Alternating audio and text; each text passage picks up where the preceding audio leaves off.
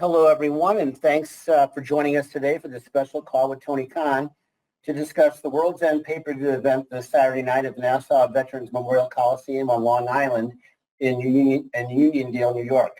As always, we want as many of you to be able to join and connect with Tony, so please no two-parted questions. And let's do our best to remain focused on World's End. Finally, as Robin mentioned, please make sure your phone is unmuted. So for the final time in 2023, I'm going to turn it over now to Tony for some opening thoughts, and then we're going to get right to it and open the lines for your questions. Tony? Hey, thank you very much, Jim. It's great to catch up with all of you. Really excited for the World's End media call. Hopefully we'll see a lot of you this weekend on Long Island. And for those of you who can't join us on Long Island, I hope you'll all be able to watch the pay-per-view. It's been a really exciting time in AEW TV. For anybody who's not already on the media call, just to help you get some more anticipation, I think this is going to be a really interesting media call. I'm very excited for it. I'm excited to break things down, really excited about the things we've been working on in AEW, and I think there's a lot of exciting things to talk about going into the future. I'll probably talk more about some of the mechanics and science of pro wrestling than I normally would, and I'm very excited for that. So looking forward to this, and with that, Jim, let's kick it off. All right. Thanks, Tony. We're going to start with Phil Strum from USA Today Network. And after Phil's completed, we're going to follow Phil with Steve Fall from 10 Count. Phil, you're up. Hi, Tony. Thanks for doing this. As always, I'm looking forward to attending my first AEW pay-per-view this weekend. There's a lot of options for venues in the New York metropolitan area, and you've already had great success at the UBS Arena right down the road. I'm interested in knowing why Nassau Coliseum, which is a classic old venue, as I know as a native Long Islander and a New York Islanders fan, in its own right, was why Nassau Coliseum was chosen for this event and what went into that. Thank you. Thank you. It's a great venue. Nassau Coliseum has a lot of pro wrestling history. Also, the greatest ability is availability. And in this case, this is a perfect time of year to host a wrestling pay-per-view. We've had this great year debuting new events. Of course, more importantly and bigger than anything, AEW All In, going to Wembley Stadium and selling the most tickets in the history of pro wrestling and having this incredible event. And we built something really special there. We also added Wrestle Dream, which was something very, very cool and one of the best events we've ever done. And again, built a great new tradition with Wrestle Dream. And of course, last year, Forbidden Door was a tremendous debut for us. And again, Forbidden Door this year, incredible. And each of the last 2 years, Forbidden Door arguably has been the best wrestling event of the entire year. And now, here we are going into our first ever World's End. I think we've shown when we add new events, we set a high standard. And in this case, I felt like going into the New York market, particularly Long Island, at this time of year would make a lot of sense. I think we've been proven right with the great success of the live event. Nassau Coliseum is a great venue. I've been there before, like you, to see the New York Islanders. I was actually there with friends for the last game the Islanders ever won at Nassau Coliseum in the playoffs. And it's a great venue. We've had great success at UBS Arena. Obviously, there is hockey coming up at UBS Arena, and I think this was really kismet. It was fate, and it was a great situation at Nassau Coliseum with its great history of pro wrestling. And for what's going to be a great event this weekend, that we would go there, and this is going to be tremendous. I'm really looking forward to World's End, and I'm glad you're going to be there, Phil. And based on the success of the tickets, it worked out really well for us. And as a pay-per-view, I can promise it's going to be a great show. Thanks. Thank you, Phil. Steve Fall from 10 Count, you are next. Jason Powell from ProWrestling.net will follow Steve. Steve, you're up. Hey, Tony, I'm excited to be there this weekend for the show. And I want to ask about the Devil, because this storyline has just taken over AEW. And was this inspired by the Black Scorpion in WCW? Plus, is there a reveal coming up? Because we're all waiting, and, is World End is going to be the place we're going to find out who the actual Devil is? Well, it feels like we're getting close to that point, and I do expect some big revelations and big moments at World's End. it's its own idea, and it's something that I'm excited about. I do feel like it's coming close to the culmination, and it does feel like the secrets will be revealed at World's End, and I'm looking forward to it. It's been very different than the other aspects of AEW, which I think that as I go on here and get into some of these more technical questions, I'm really looking forward to talking about the presentation of AEW recently and what we've done. I think one aspect of it that's been really interesting and has been something to keep people hooked, and those people that want to see that kind of episodic story, and it's really something that has got a lot of people talking, and I think has built a lot of interest for World's End, is the identity of the Devil, and last night finding out that Samoa Joe is working with the Devil, and it's MJF versus Samoa Joe, and I think that twist adds a new layer to it, knowing that Samoa Joe, of course, has been working with the Devil in cahoots, but who is the Devil now knows that we know it's not Samoa Joe. And very excited for the match. I think last time MJF versus Samoa Joe at Grand Slam was a great match, and now the stakes have been set, and the table is there, and we're ready for a great MJF versus Samoa Joe match with different set of stakes. Thanks, Steve. Thank you, Steve. Jason Powell from ProWrestling.net will come next, and I'm going to follow Jason with a write-in from Kimmy Sokol from the Pop Break. Jason.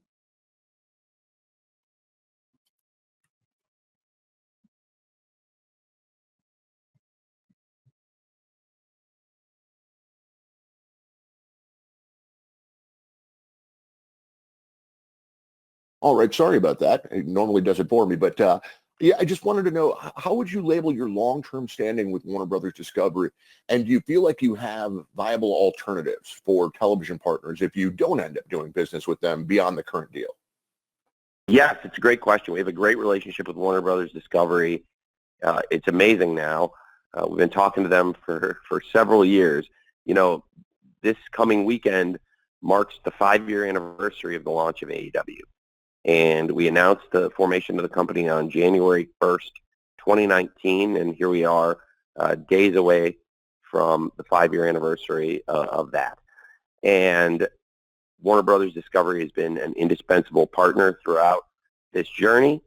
I'm very excited about the future of AEW and excited to work with Warner Brothers Discovery throughout 2024. And going forward after that, there's going to be a lot of exciting conversations about AEW media rights. It'll be a very exciting year, and a lot of things are going to happen. We have a great situation with Warner Brothers Discovery, and it's been a great year for that partnership. I think I'll be talking probably a good deal more about Collision on this call, and maybe more about some of the wrestling aspects. But as a TV show, it's had a tremendous year. Recently, it's done very well, and again, I think I'll talk more technical mechanics about why I think that may be and why that's so important.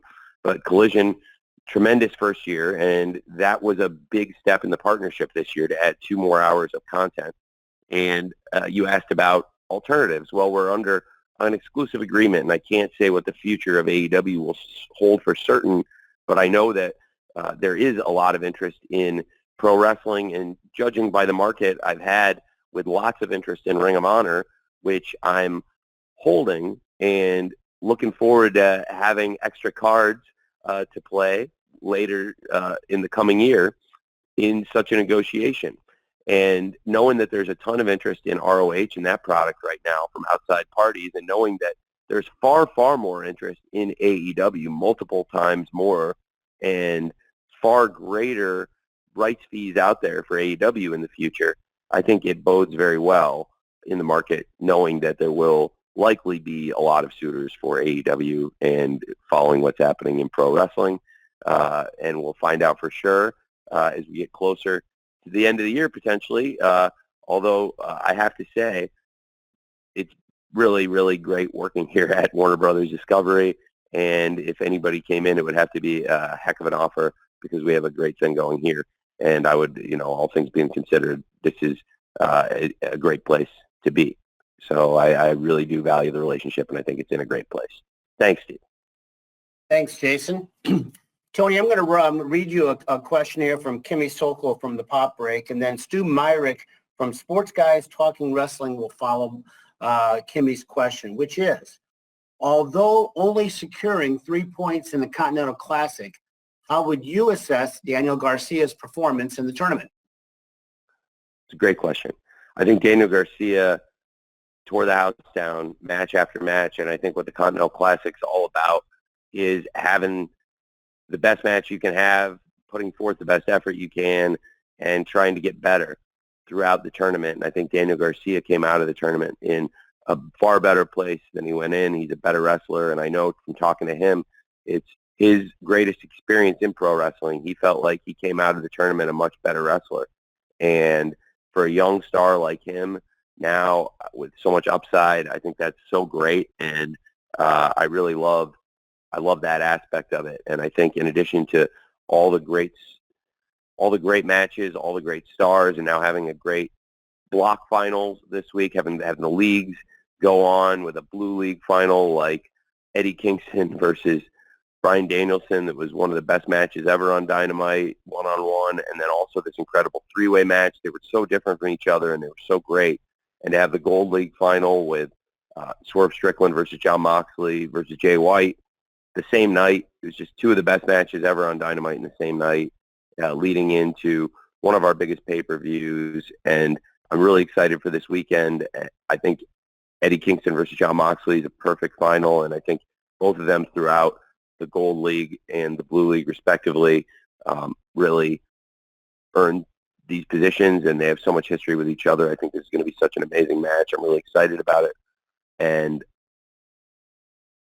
then I have to say, with Daniel Garcia, he time after time throughout the tournament demonstrated to me personally, and I think to everyone in AEW and to all the fans, that he is a force to be reckoned with in the future, and that he will be a fixture in AEW, I hope, for a very long time. And as you said, even though he only earned 3 points in the tournament, there were 3 very important points in the tournament, and certainly he finished the tournament on a very high note. Thank you. Thank you, Kimmy. Stu Myrick from Sports Guys Talking Wrestling is next. Brandon Thurston from WrestleNomics will follow Stu. Stu?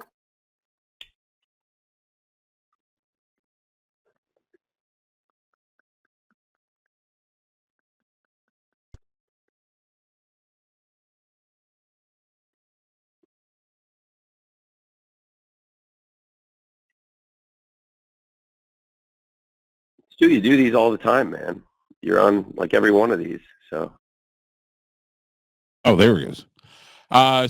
Tony, thank you so much for the time. Given the relationship between AEW and New Japan Pro Wrestling, I wanted to get your reaction to Hiroshi Tanahashi being named president of New Japan. Well, what a great question. I'm very excited about Hiroshi Tanahashi taking over as the new president of New Japan Pro Wrestling. Wishing the best to Obari-san. Mr. Obari has been a great president. We ushered in the Forbidden Door partnership under his management, and I will always value his contributions. New Japan Pro Wrestling has become such a great international partner for us, and domestically too. We love working with them all over the world. And given all of our entanglements, I think it makes so much sense to have somebody that AEW has a very close working relationship with, and somebody in particular that is respected throughout the New Japan locker room and every wrestling locker room in the planet. And that is Mr. Tanahashi, pun intended, to a T. And personally, I've really valued my experiences working with Tanahashi-san.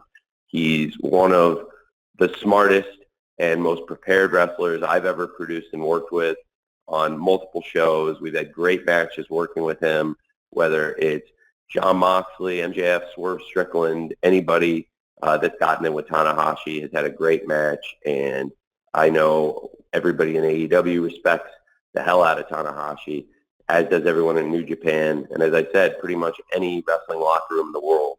This is one of the most revered professionals, and it's for good reason.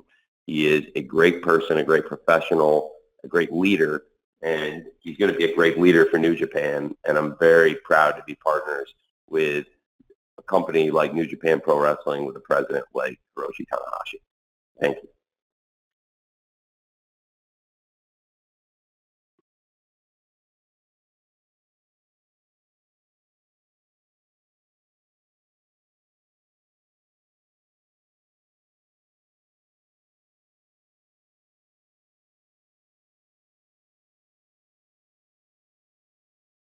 I'm back. Sorry. I apologize. All good, Jim. It was such a good answer about Tanahashi. I thought it was like such a mic drop moment that I thought you were really taken aback by how good I the was answer taken was. aback. I was. Nonetheless, there was also a little bit of a technical problem on my end. So with that, I'm going to go with Brandon Thurston with WrestleNomics comes next, and Dominic D'Angelo from Ad Free Shows will follow Brandon. Hi, Tony. Thanks as always for your time. With the year coming to an end, I wanted to ask you about TV ratings for AEW. Dynamite TV ratings and Rampage ratings were down on average in all 4 quarters this year from their ratings in 2022. So I was wondering what your thoughts are on what the biggest reasons are for that change. I think the Dynamite rating in particular held up very well relative to cable. And in fact, I think the Dynamite is year over year, isn't Dynamite pretty similar to Raw this quarter? Given a couple percent at most in terms of the year over year? With that, Brandon, by the way, you can unmute Brandon if you want to, because I'll gladly Dynamite is down in Q4 in total viewership 10%, and Raw is down 8%. So like I said, it's within a couple, it's basically very similar year over year, you would say, Dynamite and Raw this quarter? In this 8, quarter, 10%? yeah. But in the demo, So, in the demo I do Raw, think it's been very similar, and I think it's cable in general is down. Obviously, those are the big cable products of both companies year over year historically. I know it's AEW. We've only been around 5 years, but that has kind of been our flagship show since the beginning. So, you say Raw is down 8% and Dynamite's down 10%. I think I was, and I had that off the top of my head pretty much. And that's very similar, and both of those are ahead of the decline in cable television. Cable television is down a lot more than 10% year over year. And both of us at Raw at down 8% and Dynamite down 10% are beating the hell out of gravity. And both of us are looking at a big pay raise this year for Dynamite and Raw. And Raw, having made $265 million a year last year, for them to get a pay raise, that's going to be a really big number for them. And for us, it's a lot of money too. Frankly, I think it's crazy with sports economics. You talk about these numbers and it's like, like $50 million wasn't a lot of money. It was a lot of money. We've been getting paid year over year for Dynamite, and it's going to be a lot more for us going forward. Both shows are probably due for a big rights fee increase, and frankly, percentage-wise, especially Dynamite, because of where we started and how we performed. So again, those numbers, and it's, by the way, I notice people talk about the Dynamite one a lot, but 8 and 10%, pretty similar numbers there. You don't hear people talk about the 8% as much, do you? And then if people bring up football, I would point out that this is versus last year's quarter where there was football, and the quarter before, and the quarter before, and every quarter the show's ever been on in Q4, because that's Q4 every year. And I do have some points talking about football, though. When I get to the collision ratings, there's no year-over-year collision ratings history.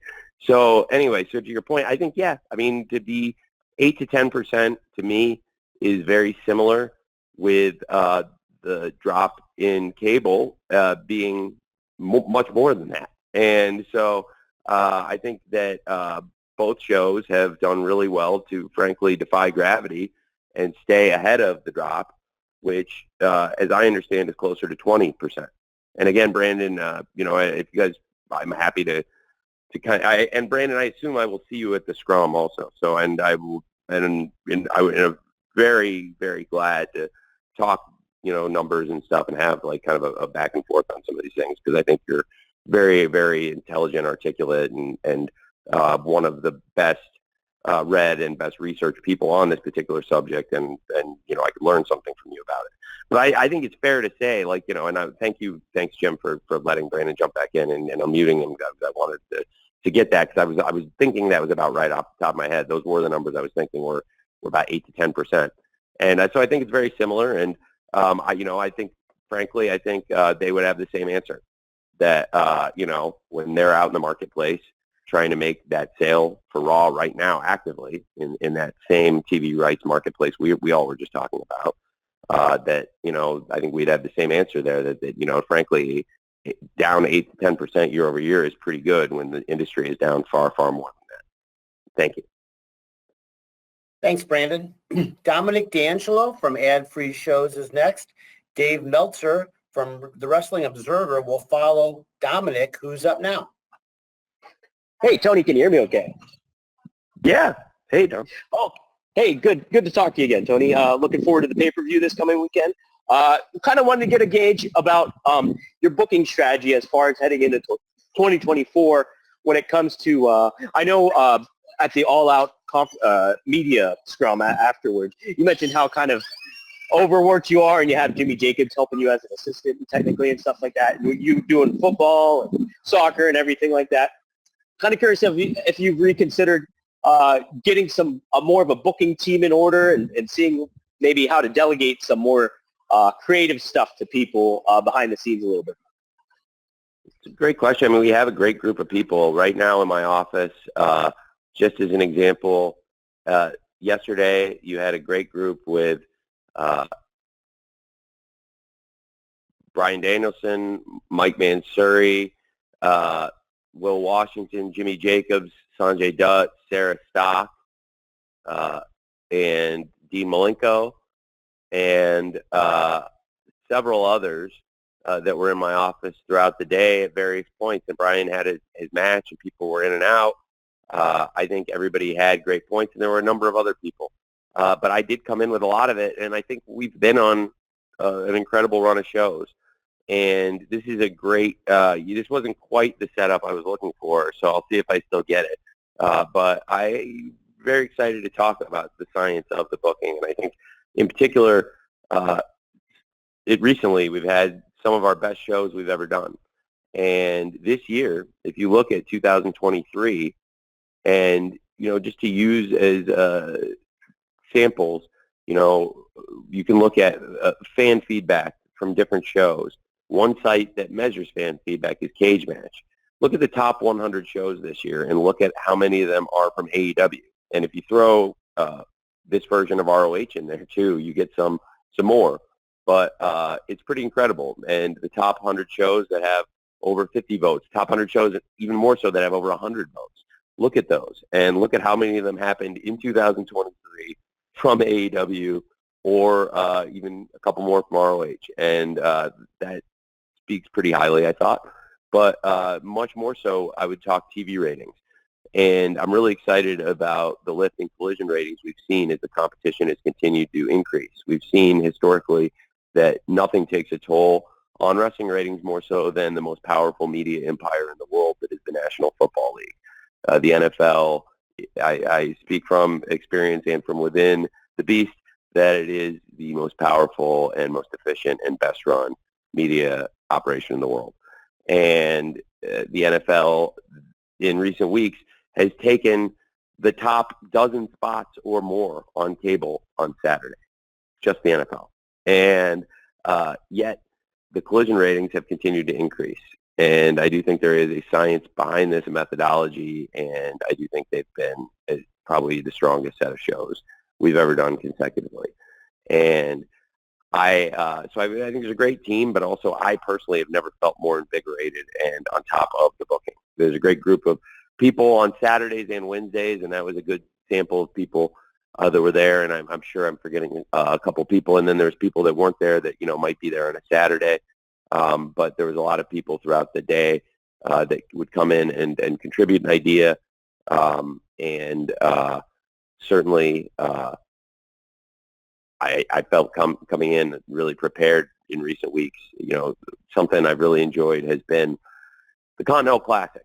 And again, you didn't give me the perfect setup to talk about this stuff. So I might come back to it, but I've been conducting some pretty experimental booking and I've really enjoyed the science of it, and I can break down the science of it going into World's End and why I think there's a lot to learn from it. And I think I might as well, now that I've popped the can off it, I'll just keep talking. So I think it's really interesting because when you do an experiment, there's an experimental group and a control group. And for me, the control was everything we had been doing, and I took basically the things I've been doing and tried to keep them consistent, and then began doing the experiment that was the Continental Classic. And the nature of it is a very sports-based presentation, and it has some changes from the G1, for example, which in this case I would say the scoring system of 3 points for a win versus 2 makes it a very different incentive to go for the wins. And also, I think the biggest difference possibly is nobody allowed at ringside and no outside interference. And that's probably a misconception from people who don't actually watch the G1 because there has been outside interference, and I think that was something we did to make it different. And then when I look at the tournament itself and executing it, it's the most fun I've ever had working on something. I love working on the Continental Classic, and I think it's been so tremendous and such a highlight of the holidays. For me, it really put a smile on my face on Christmas, going back and watching some of it with my family, and I think being able to watch the very best of AEW and show them what we're doing. And for the Continental Classic final this weekend, I think Eddie Kingston and Jon Moxley, there's so much story between the two men, and I thought the face-to-face segment at the end of the Bryan Danielson Eddie Kingston match, which many people felt was the culmination of the entire tournament so far, the best match yet, it was tremendous. So when you do an experiment, you have an experimental group and a control group. If the control is what we've been doing and the things that have been on AEW and what we're doing, the experiment was increasing the allocation of this very meat and potatoes, sports-based, old-school pro wrestling at its finest, in my opinion, Continental Classic. And the experiment, I think, has been very successful, and it has yielded really interesting results. And one thing I would point to in particular is that ratings increase on Collision, because Collision probably leaned into being a bit more sports-based presentation to begin with.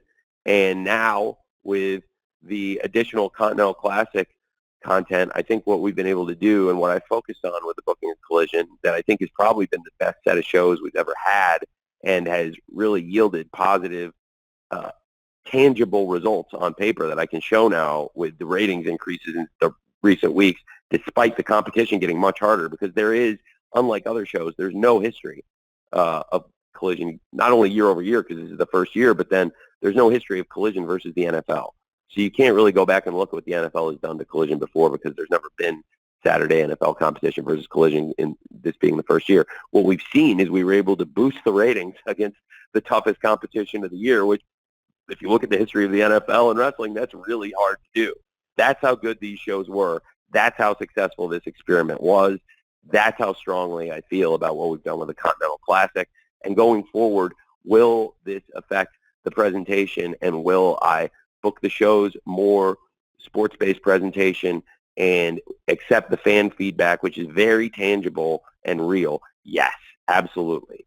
And that is why this has been such a great experiment. And the results are there. They are tangible.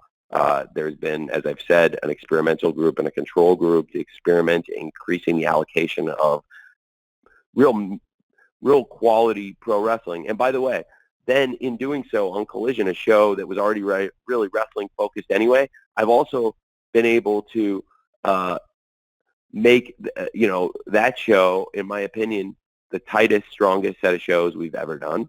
And throughout Dynamite and Collision, I think there's been some really great things. There's great storytelling outside of the Continental Classic. I'm really excited about the world title matches. I think for people, that it really want to see larger-than-life characters, there's great things to be said for what's happening with the Devil. Certainly Samoa Joe and MJF are two of the greatest wrestlers in the world, and I think to have a world title match like MJF versus Samoa Joe, and for them to be able to tell a story, I think it's really exciting, and that has lived outside of this great sports-based presentation we've done, and certainly Timeless Toni Storm has built herself into an amazing character. I've loved working on it. You know, it feels like a lifetime ago, and honestly, it was a really long time ago. It was right before I first started talking to Mariah, and it took a long time to get her visa done. So this is many, many months ago. I first went to Toni Storm and talked to her about a changing character and watching some films from the 50s, and she sunk her teeth into it more than anybody's ever sunk their teeth into something. She talk about a perfect fit for somebody, and she has taken the ball and run with it unlike anyone I've ever seen. And Timeless Toni Storm has been amazing, but she really, when you look back at AEW now and what I'm talking about, you know, somebody who has had some of the best matches, and certainly to get the best pro wrestling week to week, I think somebody that can go out there and from the very first Dynamite not only have great matches, but we've also seen somebody that delivers ratings is Riho. So I think it's a very fascinating matchup, in particular with, you know, of course, by design, Riho got taken out by Ruby, Saraya, and Toni, and has come back for revenge, and she's gotten revenge on Ruby and Saraya. And I joke to all the women, I think this really reminds me of Kill Bill, because it's like they all put this woman down, and she's come back for revenge, and this group, they don't even like each other, the individual people anymore. Like, you know, Tony's not even friends with them anymore, and they're fighting with each other. And like, yet they all have that in common, that, you know, Riho is coming for all of them. I think I've really enjoyed working with them, and in particular, you know, and certainly speaking of these big characters, and the House of Black and Julia Hart is the TBS champion, and Abaddon. So there's a lot of interesting things going on outside of the Continental Classic, and the focus on women's wrestling is very by design. I've been really trying to put an emphasis on more stories, and because everybody's been stepping up, and it's time, and we have a great group that I've been trying to build, and we've had a lot of injuries. You know, it's really challenging for a wrestling promotion. It doesn't get talked about enough. When you have people like Kenny Omega, Adam Cole, Pac on the men's side just to get started, I mean, you know, I think it could cripple a wrestling company, pretty much any. I think it could cripple most wrestling companies when you say on the men's side you're going to lose Kenny Omega, Adam Cole, and Pac, and then Jamie Hayter, Britt Baker, and Thunder Rosa on the women's side. I mean, certainly, you know, for us a few years ago in the pandemic era, something like that would have completely crippled the company to lose that volume of stars. Yet, time after time, AEW wrestlers have stepped up, and mentioning those names in the women's division, it was great to get Thunder Rosa back again, part of the great Collision show this past week that delivered a really strong number that's been up week after week after week, despite the competition only getting harder and harder with the NFL stepping in. And the women's division has really leveled up, and I'm really excited about what they're doing. And so there's just a lot of things going on. So to answer your question, I feel like more all over it than ever. I think the experiments we've been doing are working, and I have a better sense of where to go and what to do going into 2024 than I ever have before. Thank you. Thank you very much, Dominic. Dave Meltzer from the Wrestling Observer is next. Amy Nemedy from WrestleJoy will follow Dave. Dave, you're up.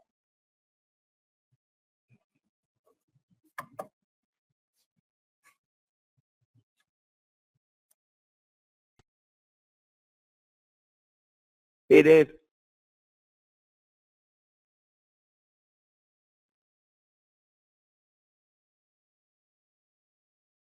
Well, again, maybe I've stunned Dave with the depth of my answer there, but it was. Let's try Amy. Okay, I'm here.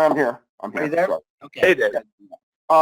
Yeah, Tony, I just wanted to ask you, you know, there's been several key people who have either left or are leaving the company, you know, when it comes to actually the end of this week, I think, with Dana Massey and Raphael Morphy and QT.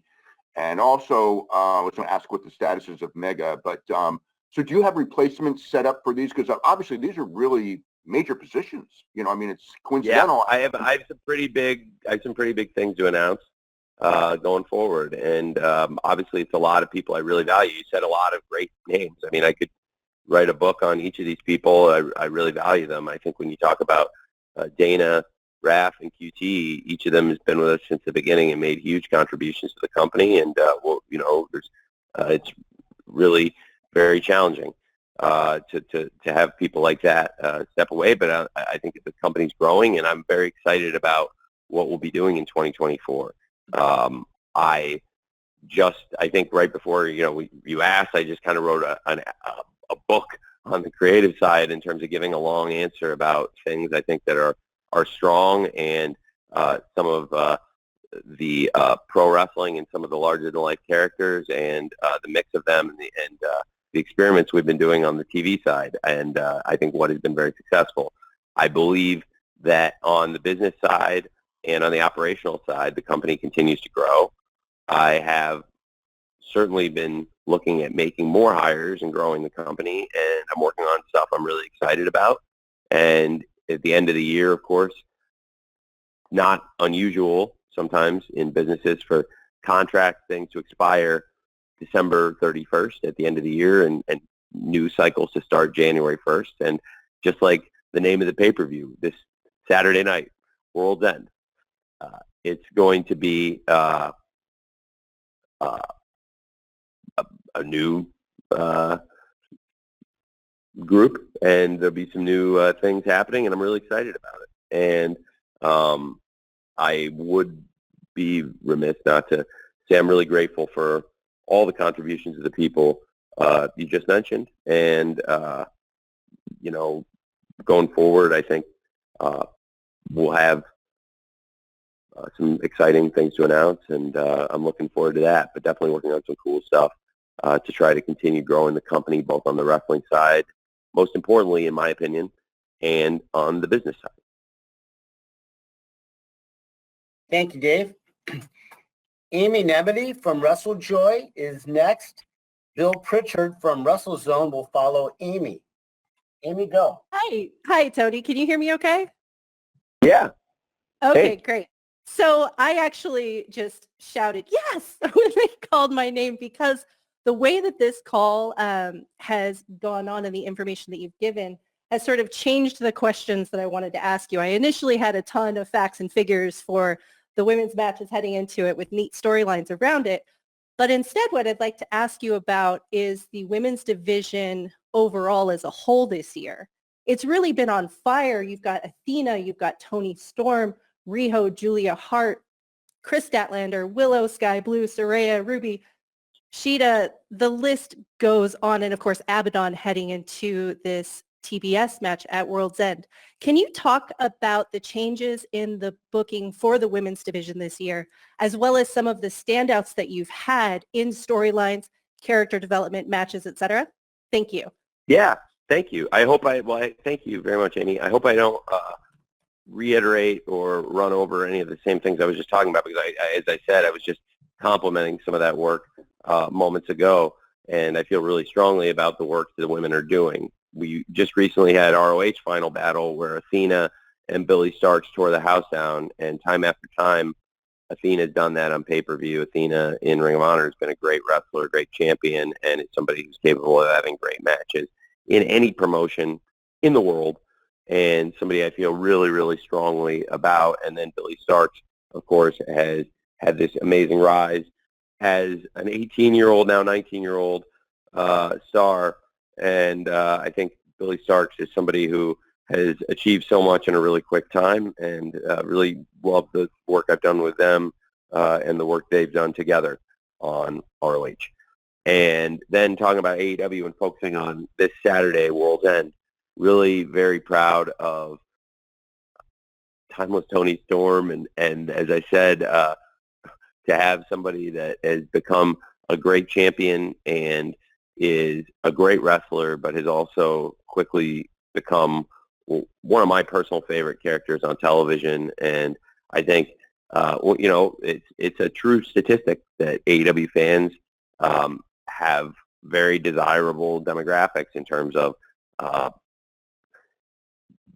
being above the median TV viewer in terms of income and often various demographics that are desirable to advertisers.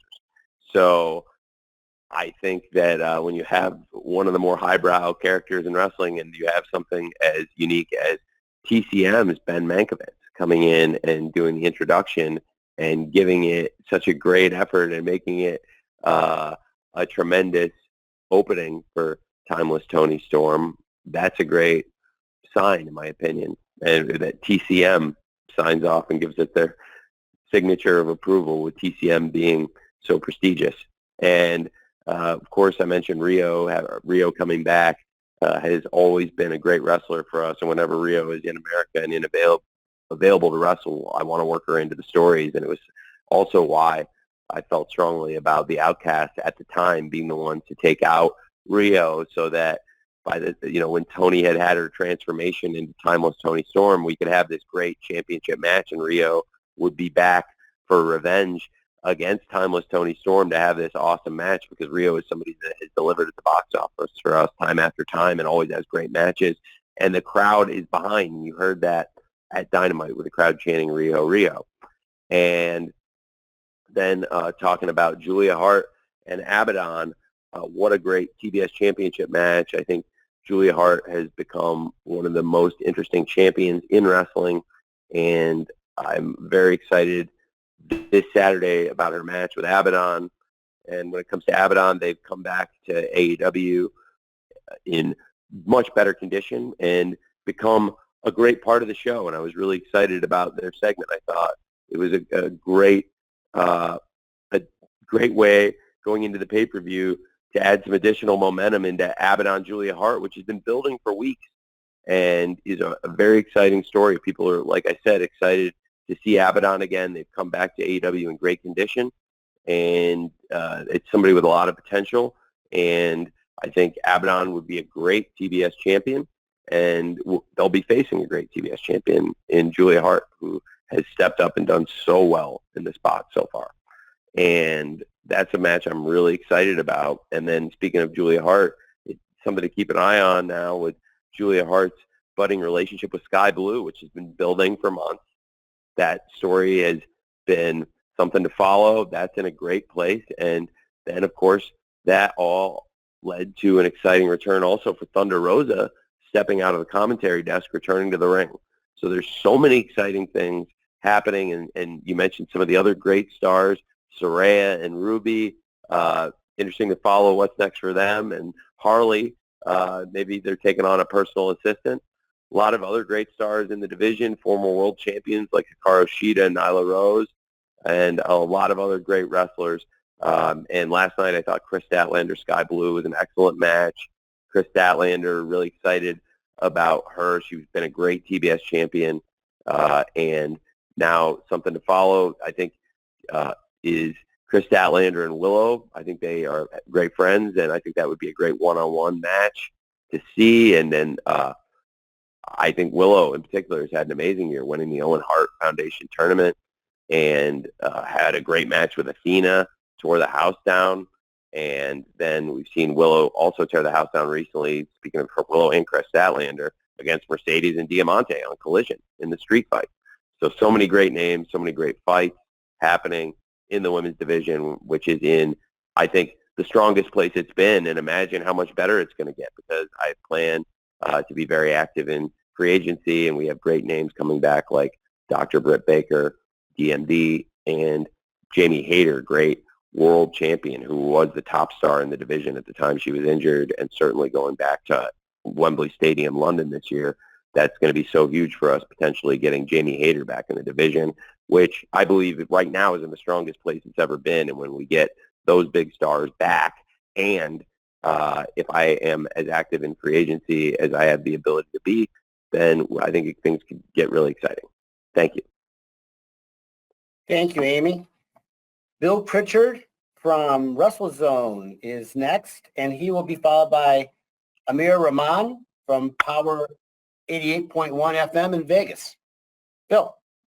Hey, Tony, how are you? Doing great. I'm excited for the pay-per-view. How are you? I'm equally as excited. I had a question about Kenny Omega. Obviously, the injury impacted the tag match that it looked like it was building to. Can you speak to how much it had an impact on the rest of the card and if it moved up Sammy Guevara's return at all? It affected a lot of things. It affected a lot of stuff. When you lose a star like Kenny Omega, the dominoes start to drop, and that's a great question, and it's something people don't think about as much, that when there's an effect on things that can affect people all over the show in different places. So I think that's very intuitive, and Sammy is somebody we're really excited about, and of course Sammy has a lot of a great history to mine, and there's always something to be said for having a huge star like Sammy Guevara returning from injury, and we've got so much to celebrate with Ty and Sammy and the birth of Luna, and very excited for them. And when it comes to Kenny Omega, I think your instincts are tremendous. It does change things a lot, and what I'm excited about is how strong the card is and how many great things there are when you look at a pay-per-view that has,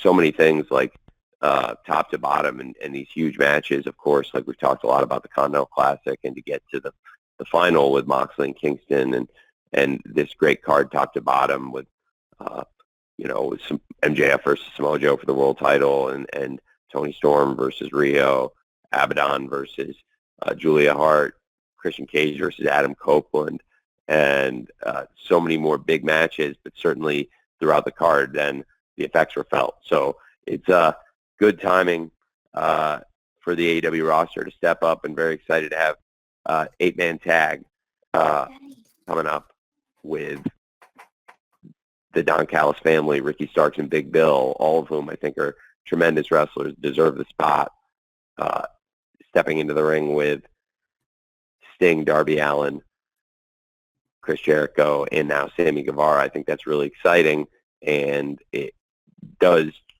it is something that obviously was impacted, because originally we had planned for Chris Jericho to team with Kenny Omega versus Starks and Big Bill, but with Kenny Omega not there, I don't think, frankly, you're not going to try and put anybody to fill Kenny Omega's shoes. Nobody can do that. There's only one Kenny Omega, and so I thought the right thing to do would be to change the card and rebuild things and try to do something to cover it in an exciting way. And instead of one partner for Chris Jericho with Kenny Omega, he's got 3 partners with the band he's teamed with and been with since the very first episode of Dynamite, the longest continuous partnership that's formed since that first episode probably would be Chris Jericho and Sammy Guevara until this year.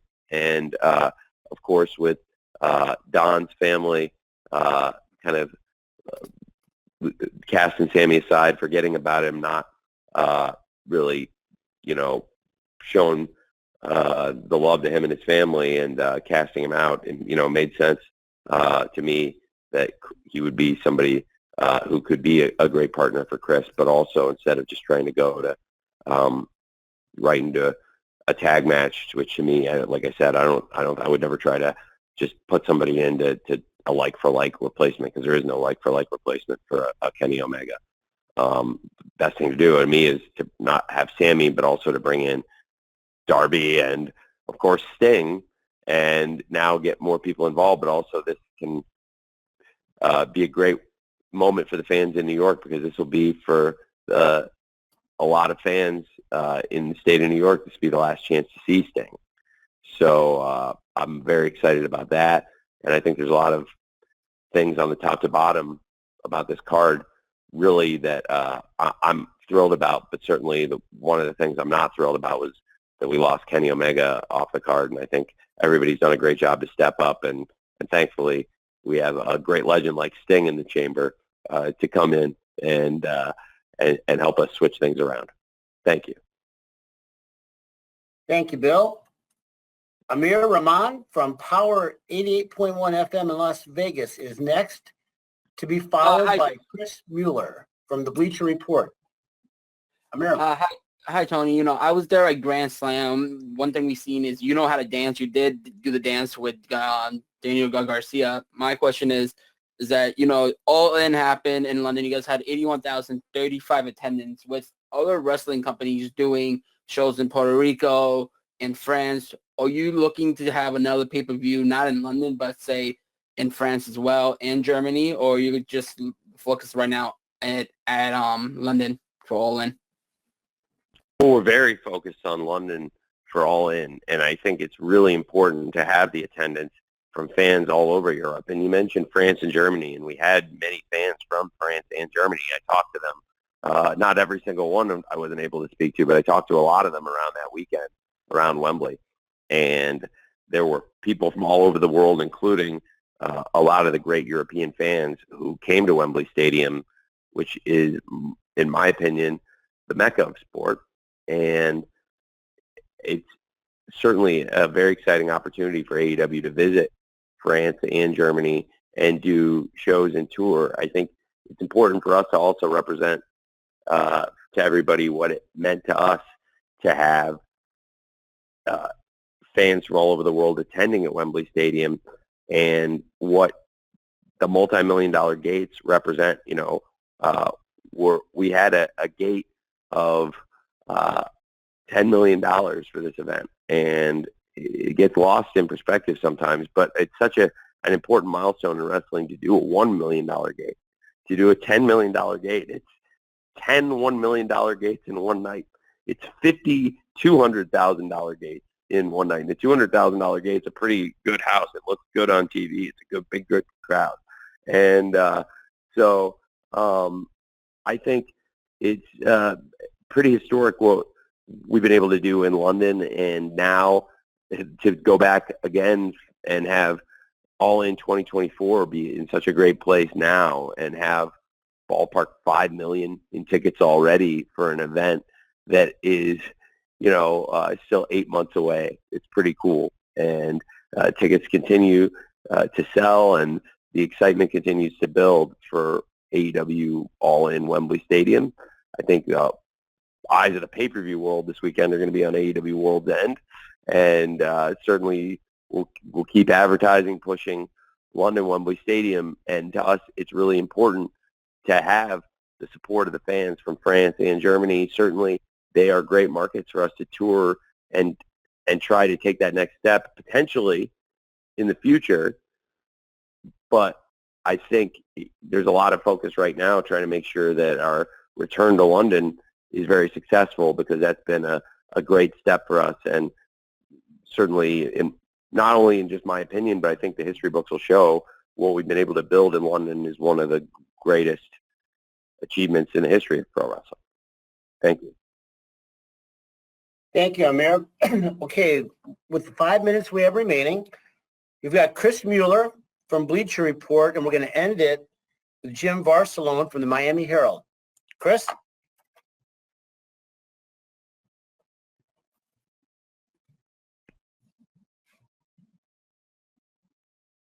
Hey, Tony, can you hear me? I hear you great. All right, great. So, looks like we're finally going to get to see Swerve and Keith Lee step into the ring and kind of settle things here. I was wondering if you could talk about why it took so long to get to this match and whether there were any challenges you dealt with along the way of getting this booked. Yeah, absolutely. I think it's the right time, because now Swerve, first of all, for both of them, I'll start with just because last night, the Continental Classic Gold League Final, I thought was one of the best matches ever on the show, in addition to the Blue League Final, which is also one of the best matches ever on the show. And to have all that in one night, it's pretty amazing. And across these past few weeks, it's been some incredible wrestling, and Swerve on Dynamite in the Gold League has been tearing the house down. pun intended, it has been Swerve's house and he has torn it down. And he continues to rise and rise as a star in wrestling. I'm very excited about the match, and in particular, the timing of it is by design. We've been trying to build both men. I think Swerve has had this meteoric rise, unlike anybody in AEW or anyone in pro wrestling. It has been very organic, and he has earned the position. Last night, we were in the venue where Swerve debuted.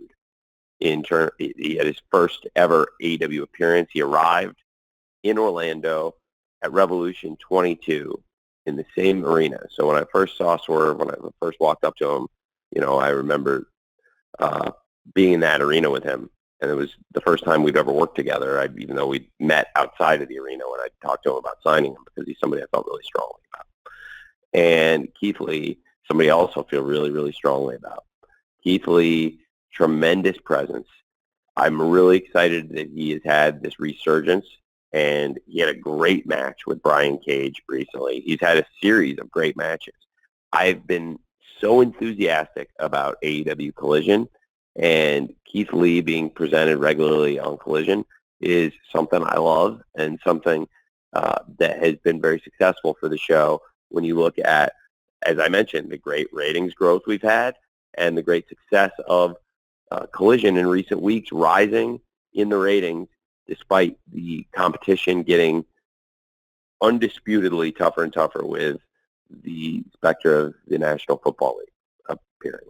And I think that Keith Lee is a great star, and Keith and Swerve had been a tremendous, tremendous tag team, and they were involved in some of my favorite matches, including when they wrestled the Acclaimed, and when they first won the titles at Dynamite. I think Keith and Swerve together were a force. It's a match people have wanted to see. I joke to people, it's like it's something I have in the chamber for when I need it, like the Sopranos with the Russian, except the Sopranos you never actually found the Russian in the woods. Now, that might have been for the best to leave him in the Pine Barrens, leave it a mystery. In this case, I really wanted to do the match, and it's something you keep in the chamber for when you need it, because for us, coming out of the Continental Classic, Swerve is on fire, and I thought it would be perfect to go into World's End with Keith building the chase. He's had these great matches recently. We didn't know who him was, even though I think we all suspected who him was. And, he's been talking about him, and we've seen Keith go to the incredible Ring of Honor Final Battle show, which was such a tremendous event. Keith, of course, is from Texas, has a great history in Ring of Honor, and in particular has a great history with Shane Taylor. So I thought Keith and Shane Taylor had an excellent match, and we found out that Shane Taylor still wasn't the one Keith was looking for. And then Keith had this tremendous match with Brian Cage on a really successful show on a great Collision. And again, Brian Cage wasn't the person he was looking for in the end. I think when you remember, it was there in San Antonio. Speaking of buildings with significance, it was there in San Antonio where Swerve had put Keith out with the cinder block. So looking at the schedule and building out the calendar, knowing where we were at with the Continental Classic that's going into World's End this week, and also realizing Swerve and Keith where they're at, that this has been a resurgence for Keith, and Swerve is on this meteoric rise. Both guys really have been doing tremendous, and for the company, it's a great time to go to the match coming out of the Continental Classic, and with Keith having some great matches recently, with Swerve having some great matches recently, both of them looking for the dance partner, but also by design. Frankly, I think that the timing is right, because had I gone to this match at another time and place, I wouldn't do anything differently in terms of what we've done with Swerve. I think it's been perfect. I wouldn't change a thing. He's perfect. And so now I believe he faces his toughest test, and a test we've been looking forward to for a long time, and it's built interest. And I think certainly it's a match I've wanted to see for a really long time.